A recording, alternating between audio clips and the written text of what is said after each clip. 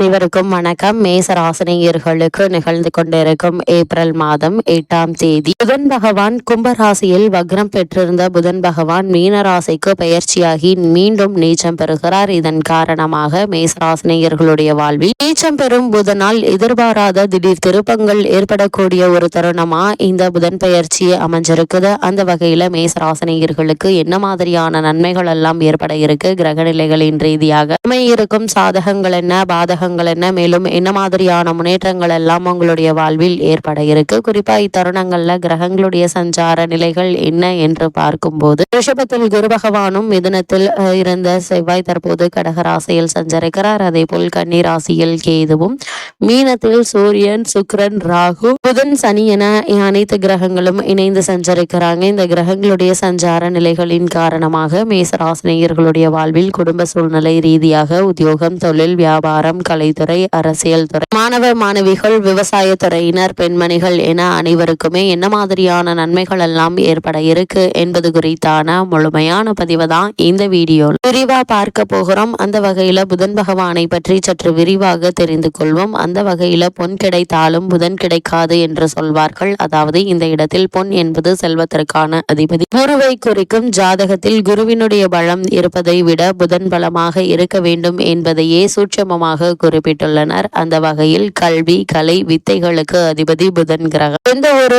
விஷயத்தையும் கண்ணால் பார்த்தவுடன் அதை கையால் செய்வதற்கு புதனுடைய அனுகிரகம் வேண்டும். கற்றவர்களுக்கு சென்ற இடமெல்லாம் சிறப்பு. நன்கு படித்தவர்கள் கை நிறைய சம்பளம் வாங்குவதை கண்கூடாக பார்க்கிறோம். நம் வாழ்க்கைக்கு அடிப்படையான கல்வி செல்வத்தை வழங்குபவர் புதன் கிரகம். எந்த ஒரு அப்படிப்பட்ட புதன் பகவானை நாம் வணங்குவதன் மூலமாக எண்ணற்ற நன்மைகள் நம்மளுடைய வாழ்வில் ஏற்படும். அது மட்டும் இல்லாமல் அப்படிப்பட்ட புதன் பகவான் ஒரு விசித்திரமான கிரகம். செவ்வாயை போலவே புதனும் இரு அதிபத்திய கிரகமாகும். ஜோதிட ஆச்சரியமாக மிதுனத்தில் ஆட்சி பெறும் புதன் ஆட்சி வீடான கன்னியில் உச்சம் பெறுகிறார். மீனத்தில் நீச்சம் அடைகிறாரு. அறிவு, ஞானம் இரண்டிற்கும் இவரே அதிபதியாகி படிப்பறிவு, பட்டறிவு இரண்டையும் மனிதனுக்கு உணர்த்துகிறாருங்க. விஞ்ஞானம், மெஞ்ஞானம் இரண்டிற்கும் காரணமாக திகழக்கூடியவர் புதன் பகவான். அப்படிப்பட்ட புதன் பகவானை நாம் எப்படி வணங்க வேண்டும் என்று பார்க்கும்போது புதன் பகவானை புதன்கிழமை என்றில்லாமல் நவகிரக புதன் பகவானை எந்த நாளில் வேண்டுமானாலும் வந்து வணங்கலாம். நவகிரகத்தை 9 முறை வலம் வந்து மனதார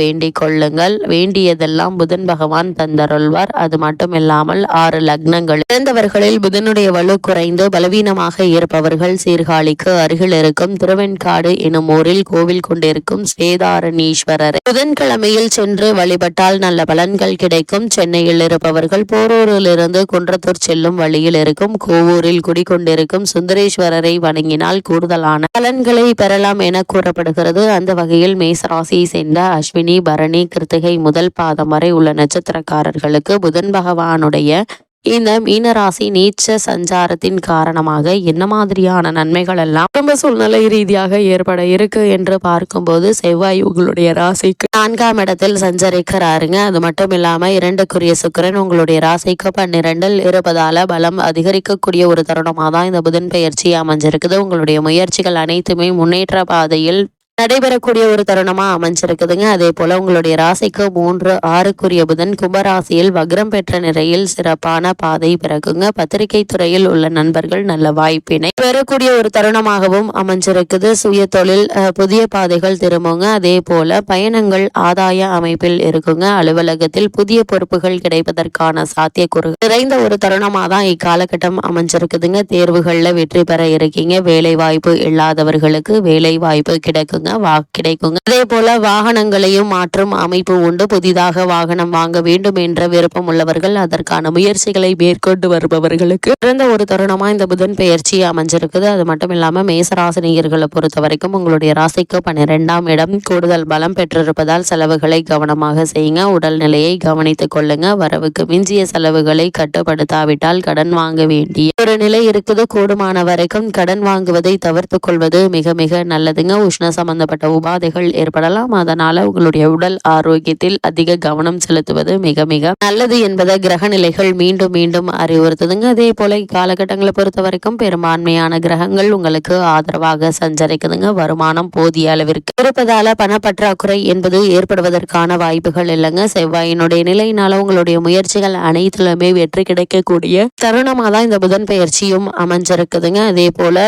உஷ்ண சம்பந்தமான உடல் உபாதைகள் ஏற்படுவதற்கான வாய்ப்புகள் இருக்கு. காரணம், உங்களுடைய ராசிக்கு விரயஸ்தானத்தில் சூரிய பகவான் இருப்பதால உஷ்ண சம்பந்தமான உபாதைகள் ஏற்படுவதற்கான வாய்ப்புகள் அதிகம் இருக்குதுங்க. அதனால சிறு உடல் உபாதை என்றாலும் உடனே மருத்துவரிடம் அணுகுவது மட்டும் இல்லாமல் உடலில் உஷ்ணத்தை அதிகரிக்கக்கூடிய உணவுப் பொருட்கள் உட்கொள்வதை தவிர்ப்பதும் நல்லதுங்க. அதே போல உங்களுக்கு பழைய கடன்கள் இருந்துச்சு அப்படின்னா அவற்றை அடைத்து நிம்மதி பெற வழிபிறக்குங்க. கணவன் மனைவியிடையே அன்பும் அந்யோன்யமும் அதிகரிக்கும். குடும்பத்தில் ஏற்பட்டு வந்த பிரச்சனைகள் நீங்கி மனதில் நிம்மதி பிறக்கக்கூடிய ஒரு தருணமாக தான் இக்காலகட்டம் அமைஞ்சிருக்குது என்பதை கிரக நிலைகள் தெல்ல தெளிவாக அறிவுறுத்துது. அதே போல் மேசராசியை சேர்ந்த உத்தியோகஸ்தர்களுக்கு இந்த புதன் பெயர்ச்சி காலகட்டங்கள்ல மேலும் என்ன மாதிரியான நன்மைகள் எல்லாம் ஏற்பட இருக்கு என்று பார்க்கும்போது, ஜீவனக்காரகரான சனி பகவான் அவரது ஆட்சி வீடான கும்பராசியில் பலம் பெற்று வளம் வருவதால் அலுவலக சூழ்நிலை உங்களுக்கு உற்சாகத்தை அளிக்குங்க. மேலதிகாரிகள் உங்களுடைய திறமையை பாராட்டுவாங்க. சக ஊழியர்கள் உங்களுக்கு முழு ஒத்துழைப்பையும் கொடுக்கக்கூடிய ஒரு தருணமாக இந்த புதன் பயிற்சி அமைஞ்சிருக்குதுங்க. அதே போல காரணமே இல்லாமல் உங்களுக்கு மறுக்கப்பட்டு வந்த பதவி உயர்வு, ஊதிய உயர்வு, உத்தியோகத்தில் கிடைக்க வேண்டிய சலுகைகள் ஆகியவற்றை தற்போது தாராளமாக எதிர்பார்க்கலாங்க. பல மாதங்களாக தற்காலிக பணியிலேயே மன வருத்தத்துடன் இருந்து வரும் மேசராசியினருக்கு பணி நிரந்தரமாக இருக்குது. எதிர்காலத்தை பற்றிய அச்சம் நீங்கி